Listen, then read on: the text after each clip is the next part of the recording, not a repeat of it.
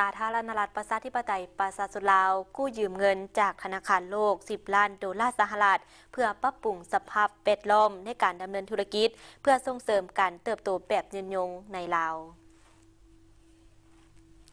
สัญญากู้ยืมเงินจากธนาคารโลกจำนวน10 ล้านดอลลาร์สหรัฐได้รับการลงนามอย่างเป็นทางการในมื้อนี้31 ตุลาคม 2018 ระหว่างท่านนางทิพกรจันทวงศ์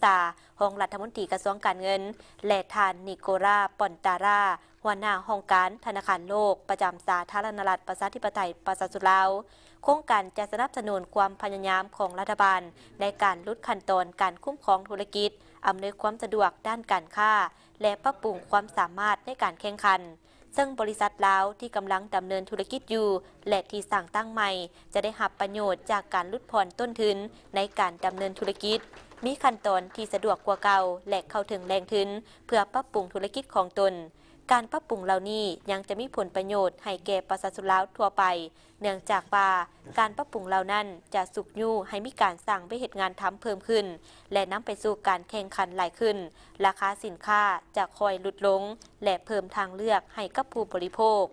ถึงแม้ว่าสาธารณรัฐประชาธิปไตยประชาชนลาวเป็นหนึ่งในบรรดาประเทศอาเซียนตะวันออกและแปซิฟิกที่มีเศรษฐกิจขยายตัวไปที่สุดในระยะ2 ทศวรรษก็ตามเมื่อเทียบใส่อัตราการลดผ่อนความทุกข์ยากและรายรับเฉลี่ยของครอบครัวที่มีความแตกต่างกันก็ยังถือว่าบ่ทันได้ดีเท่าที่ควร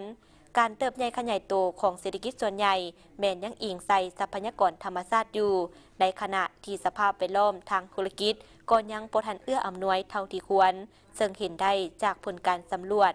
การจัดอันดับความง่ายความสะดวกของการดำเนินธุรกิจในระยะผ่านมาซึ่งประเทศลาวยังจัดว่าอยู่ในอันดับที่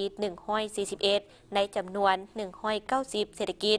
ฉะนั้นรัฐบาลแห่งสาธารณรัฐประชาธิปไตยประชาชนลาวจึงได้ประกาศว่าเวียกงานปรับปรุงสภาพแวดล้อมในการดำเนินธุรกิจเป็นเวียกงานบริมสิทธิ์ต้นต่อของการพัฒนาเศรษฐกิจ